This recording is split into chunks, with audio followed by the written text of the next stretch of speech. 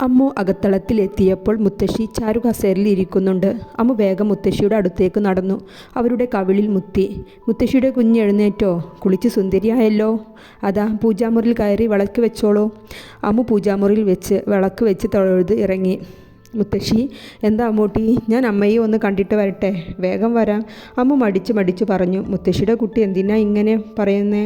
എൻ്റെ കുട്ടിക്ക് എപ്പോൾ വേണമെങ്കിലും പോകാം. ഇവിടെ എൻ്റെ കുട്ടി മരുമകളല്ല കേട്ടോ, മകളാണ്. മകൾ വീട്ടിൽ എങ്ങനെയാണോ കഴിയുന്നത് അതുപോലെ എൻ്റെ കുട്ടിയും കഴിയണം. എന്തുണ്ടെങ്കിലും മുത്തശ്ശിയോട് പറയണം. മുത്തശ്ശി അവളുടെ തലയിൽ തലോടി നെറ്റിയിൽ ചുംബിച്ചു. ഇനി ഇത്ര നേരത്തെ ഒന്നും എഴുന്നേൽക്കണ്ട കേട്ടോ. ഒരു 7 മണി വരെയൊക്കെ കിടക്കാം കേട്ടോ. കല്യാണം കഴിഞ്ഞ മക്കളല്ലേ, വിചാരിക്കുന്ന പോലെ നേരത്തെ ഉണങ്ങാനൊന്നും ഇനി പറ്റില്ലല്ലോ. മുത്തശ്ശി ചിരിച്ചുകൊണ്ട് പറഞ്ഞു. അമ്മുവിൻ്റെ മുഖം നാണം കൊണ്ട് താഴ്ന്നു പോയി. കല്ലു, മുത്തശ്ശിയുടെ വിളി കേട്ട് അടുക്കള സഹായി കല്ലു അങ്ങോട്ടേക്ക് വന്നു. കല്ലു, രാവിലത്തേക്കുള്ളത് പലഹാരം കൂടുതൽ ഉണ്ടാക്കിയേക്കും. ഇന്ന് അമ്പാട്ടുള്ളവരും പത്തായപ്പുരയിലുള്ളവരും ഭക്ഷണത്തിനായി ഉണ്ടാകും. ആയിക്കോട്ടെ ദേവമ്മ, ജാനിക്കൊച്ചി ഇന്നലെ പറഞ്ഞിരുന്നു. അമ്മു പത്തായപ്പുരത്തിലെത്തിയപ്പോൾ ശങ്കരനും രാജിയും ഉമ്മറത്ത് തന്നെയുണ്ട്. അമ്മയുടെ അടുത്തെത്തി. അമ്മയുടെ കുഞ്ഞ് ഇത്ര നേരത്തെ എന്തിയെ പോന്നു? അത് അമ്മ ഇന്നലെ അമ്മയുടെ കരച്ചിലും കണ്ടു പോയതല്ലേ, അമ്മു സങ്കടത്തോടെ പറഞ്ഞു. കുഞ്ഞിന് അമ്മ പറഞ്ഞതെല്ലാം ഓർമ്മയുണ്ടല്ലോ അല്ലേ? ആ അമ്മ, എല്ലാം നല്ല രീതിയിൽ ഞാൻ ശ്രദ്ധിച്ചോളാം. എൻ്റെ അച്ഛനും അമ്മയും അടുത്തു തന്നെ ഉള്ളതാണ് എൻ്റെ ഏറ്റവും വലിയ ഭാഗ്യം.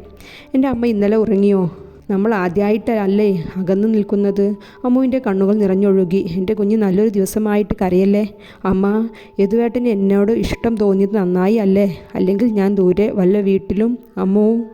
യദു അമ്മുവിനെ വിളിച്ചുകൊണ്ട് അവരുടെ അടുത്തേക്ക് വന്നു. അമ്മുവിൻ്റെ തോളിലൂടെ കൈയിട്ട് തന്നിലേക്ക് അടുപ്പിച്ചു. എൻ്റെ സ്ഥാനത്ത് നീ വേറൊരാളെ ചിന്തിക്കുന്നത് പോലും എനിക്ക് സഹിക്കില്ല അമ്മു. ഇവളെ ദൈവം എനിക്ക് വേണ്ടി ഭൂമിയിൽ ഇറക്കിയതാണ് രാജിയമ്മ. ഇവളെ ഒരു കുറവും വരാതെ എൻ്റെ ജീവനുള്ള കാലത്തോളം ഞാൻ നോക്കിക്കൊള്ളാം. ഇനി ഈ അമ്മയുടെയും മോളുടെയും കണ്ണുകൾ നിറയരുത്. രാജിയുടെയും ശങ്കരൻ്റെയും കണ്ണുകൾ സന്തോഷം കൊണ്ട് നിറഞ്ഞു. കണ്ണൻ കണ്ണ് തുറന്നു നോക്കി. തൻ്റെ നെഞ്ചിൽ ഒരു പൂച്ച കുഞ്ഞിനെ പോലെ പതുങ്ങിക്കിടങ്ങുന്ന തൻ്റെ പെണ്ണിനെ അവൻ ഒന്നുകൂടെ ചേർത്ത് പിടിച്ചു, നെഞ്ചിൽ ചുംബിച്ചു. പിന്നെ അവളെ ഉണർത്താതെ ഫ്രഷ് ആവാൻ ബാത്റൂമിൽ കയറി. കുളി കഴിഞ്ഞിറങ്ങി വന്നിട്ടും പെണ്ണ് നല്ല ഉറക്കത്തിലാണ്. അവൻ ക്ലോക്കിലേക്ക് നോക്കി. സമയം 8 കഴിഞ്ഞിരിക്കുന്നു. അവൻ ഫോണും എടുത്ത് താഴേക്കിറങ്ങി. ഫോണിൽ പാറുവിൻ്റെ കോൾ വന്നതും അവൻ ചെവിയോട് അടുപ്പിച്ചു. കണ്ണാ, ഞങ്ങൾ തറവാട്ടിലേക്ക് പോന്നിട്ടുണ്ട്. നീ കിച്ചുവിനെയും കൊണ്ട് ഇങ്ങോട്ട് പോരെ. അതും പറഞ്ഞ് പാറു ഫോൺ കട്ട് ചെയ്തു. കിച്ചു എഴുന്നേറ്റപ്പോൾ ബെഡിൽ കണ്ണനെ കണ്ടില്ല. അവൾ മുത്തശ്ശി പറഞ്ഞതുപോലെ ചെയ്യാനുള്ള ശ്രമത്തിലാണ്. രാവിലെ എഴുന്നേറ്റാൽ കുളിക്കണം, കുളിക്കാതെ അടുക്കളയിൽ കയറരുത്, രാവിലെ 10 മണി വരെ കിടക്കരുത്, അങ്ങനെ ഒരുപാട് ഉപദേശങ്ങളുണ്ട്. രാവിലെ കുളിക്കാനുള്ള കാര്യത്തിലാണ് ആൾക്ക് മടി. എങ്കിലും ഫസ്റ്റ് ഇംപ്രഷൻ ഈസ് ബെസ്റ്റ് എന്ന ചിന്തയിൽ കുളിക്കാൻ കയറി. ഡ്രസ്സ് എല്ലാം വെള്ളത്തിലിട്ടപ്പോഴാണ് മാറാനുള്ള എടുത്തില്ലല്ലോ എന്ന് ചിന്തിച്ചത്. പിന്നെ ഒന്നും ആലോചിച്ചില്ല. കുളി കഴിഞ്ഞ് ടർക്കിയും ചുറ്റി മെല്ലെ പുറത്തേക്ക് ഇറങ്ങി. കണ്ണൻ റൂമിലെത്തുന്നതിന് മുന്നേ കബോർഡിൽ മുന്നിലെത്തണം എന്ന ചിന്തയിലാണ് പെട്ടെന്ന് പുറത്തേക്കിറങ്ങിയതും കണ്ണൻ അകത്തേക്ക് വന്നതും ഒരുമിച്ചായിരുന്നു. കണ്ണൻ്റെ കണ്ണുകൾ ഒന്ന് തിളങ്ങി. റോസ് ടവൽ കിച്ചുവിൻ്റെ ആ വെളുത്ത മീന് തിളക്കം ഒരു വെള്ളക്കൽ പ്രതിമ പോലെ അവന് തോന്നി. അവൻ മെല്ലെ അവളുടെ അടുത്തേക്ക് നടന്നെത്തി. അവൻ പെട്ടെന്ന് 2 കൈകളും ആറുകൾ മറച്ച് തിരിഞ്ഞു നിന്നു. അവൻ അവളെ പിന്നിൽ നിന്നും പുണർന്നു. അവളുടെ തണുത്ത ശരീരം അവനിലേക്ക് ചേർന്നതും അവൻ കുളിര് കോരി. അവൻ്റെ ശരീരം എന്തിനോ വേണ്ടി കോരിച്ചു. കണ്ണൻ്റെ കൈകൾ അവളുടെ തലോടി. അവൾ ഒന്ന് കുറുകി. കണ്ണേട്ടാ. അറിയാതെ ശബ്ദം പുറത്തേക്ക് വന്നു. കുഞ്ഞാ, അവനും നേരത്തെ ശബ്ദത്തിൽ വിളിച്ചു. കുറച്ച് സമയം അങ്ങനെ നിന്നു. അയ്യോ കണ്ണേട്ടാ, മാറിക്കേ, സമയം ഒരുപാടായി. ഞാൻ താഴേക്ക് ചെല്ലട്ടെ? വാ, ഡ്രസ്സ് മാറി നമുക്ക് തറവാട്ടിൽ പോകാം. ഇവിടെ ഉള്ളവരെല്ലാം തറവാട്ടിലെത്തി. പിന്നെ 2 പേരും ഡ്രസ്സ് മാറി തറവാട്ടിലേക്ക് പുറപ്പെട്ടു. തറവാട്ടിലെത്തിയതും എല്ലാവരും പ്രാതൽ കഴിക്കാനുള്ള ഒരുക്കത്തിലാണ്. കിച്ചുവിനെയും കണ്ണനെയും കണ്ടതും അമ്മു ഓടിച്ചെന്ന് കിച്ചുവിനെ കെട്ടിപ്പിടിച്ചു. കിച്ചു അമ്മുവിനെ അടിമുടി ഒന്ന് നോക്കി. പിന്നെ മുത്തശ്ശിയുടെ അടുത്തേക്ക് ചെന്നു. മുത്തശ്ശിയുടെ കുഞ്ഞ് വന്നോ? മുത്തശ്ശി അവളെ ചേർത്ത് പിടിച്ചു, കവിളിൽ ചുംബിച്ചു. എന്താടി മരം കയറി, സുഖല്ലേ? യദു കിച്ചുവിൻ്റെ അടുത്തേക്ക് വന്നു. പോയേട്ടാ.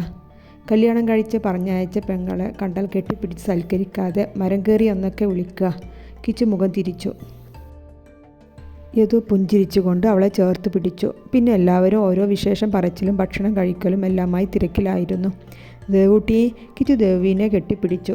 ദേവൂട്ടിയുടെ കുഞ്ഞാ, എന്തൊക്കെ വിശേഷങ്ങൾ? എന്ത് വിശേഷം ദേവൂട്ടി? ഇന്നലെ രാത്രി അമ്പാട്ട് പോയി കിടന്നുറങ്ങി. ഇന്ന് രാവിലെ ഇങ്ങ് പോകുന്നു. അമ്മുവും അടുത്തുണ്ട്. ദേവൂട്ടിയുടെ മക്കളല്ലേ നിങ്ങൾ രണ്ടാളും? ദേവൂട്ടി പറയുന്നത് എൻ്റെ മക്കൾ ശ്രദ്ധിച്ച് മനസ്സിലാക്കണം കേട്ടോ. ദേവൂട്ടിയുടെ അനുഭവം എൻ്റെ മക്കൾക്കുണ്ടാവരുത്. ദൈവം എൻ്റെ മക്കൾക്ക് സന്താനഭാഗ്യം നൽകട്ടെ. അവർ ആത്മാർത്ഥമായി പ്രാർത്ഥിച്ചു. ദേവൂട്ടിക്കറിയാം എൻ്റെ മക്കൾ പഠിക്കുന്ന ഇടയിലാണ് കല്യാണം എന്നൊക്കെ. എന്നാലും ദൈവം എപ്പോഴാണ് ഒരു കുഞ്ഞിനെ തന്ന് അനുഗ്രഹിക്കുക എന്നൊന്നും അറിയില്ലല്ലോ. എൻ്റെ മക്കൾ ഒരിക്കലും കുഞ്ഞുങ്ങൾ ഇപ്പോൾ വേണ്ട എന്നൊരു തീരുമാനത്തിലെത്തരുത്. ദൈവം തരുമ്പോൾ തരട്ടെ. ദേവൂട്ടി പറയുന്നത് എൻ്റെ മക്കൾക്ക് മനസ്സിലാവുന്നുണ്ടല്ലോ. ദേവൂട്ടി രണ്ടുപേരെയും നോക്കി. അവർ ഒന്നിച്ച് തലയാട്ടി. ഇവിടെ എത്ര അമ്മമാരുണ്ട്, അച്ഛന്മാരുണ്ട്. അവരൊക്കെ നോക്കിക്കോളും കുഞ്ഞുങ്ങളെ. നിങ്ങളുടെ പഠിത്തത്തിൽ ഒരു തടസ്സവും ഉണ്ടാവില്ല. ദേവു അതും പറഞ്ഞ് എഴുന്നേറ്റ് പോയി. അല്പസമയം കിച്ചു അമ്മുവും അങ്ങനെ തന്നെ ഇരുന്നു. പിന്നെ കിച്ചു അമ്മുവിൻ്റെ അടുത്തേക്ക് നീങ്ങിയിരുന്നു. അമ്മു, ഫസ്റ്റ് നൈറ്റ് എങ്ങനെ ഉണ്ടായിരുന്നു? സ്വകാര്യം പോലെ കിച്ചു ചോദിച്ചു. നമ്മൾ വിചാരിച്ച പോലെ അല്ല കേട്ടോ കിച്ചു. യദുവേട്ടൻ ക്ഷീണം കാണും, ഉറങ്ങാൻ പറഞ്ഞു. ശരിയാണ് അമ്മു, കണ്ണേട്ടനും വേഗം ഉറങ്ങാനാണ് പറഞ്ഞത്. എടി അമ്മു, ഇനി നമ്മളെ എന്നും ഇങ്ങനെ കുഞ്ഞുങ്ങളെ ഉറക്കുന്നത് പോലെ ഉറക്കോടി. നമ്മൾക്ക് എന്നും നിത്യകന്യകകളായി ജീവിക്കേണ്ടി വരുമോ? ദേവൂട്ടി പറഞ്ഞ പോലെ കുഞ്ഞുങ്ങൾ വേണോ വേണ്ടേ എന്ന് ചിന്തിക്കേണ്ട ആവശ്യം ഒന്നും ഉണ്ടാവില്ലെന്ന് തോന്നുന്നത്. കിച്ചു മുകളിലേക്ക് നോക്കി പറഞ്ഞു. അമ്മുവും തലയാട്ടി. എല്ലാവരും ഒന്നിച്ച് പ്രാതൽ കഴിച്ചു. ഒരു ഉത്സവത്തിൻ്റെ പ്രതീതിയായിരുന്നു തറവാട്ടിൽ. പുതുപെണ്ണുങ്ങൾക്ക് സ്വന്തം വീട്ടിൽ തന്നെ ആയതുകൊണ്ട് പ്രത്യേകിച്ചൊരു മാറ്റവുമില്ല. അവർ അങ്ങനെ ആടിപ്പാടി നടക്കുന്നു. ഉച്ചയൂണും കഴിച്ച് ഇരിക്കുമ്പോഴാണ് മുത്തശ്ശി അമ്പലത്തിൽ പോകുന്ന വിവരം പറയുന്നത്. മുത്തശ്ശിയുടെ മക്കൾ വൈകിട്ട് ദീപാരാധനയ്ക്ക് പോകൂ. നന്നായി പ്രാർത്ഥിച്ചു വരൂ.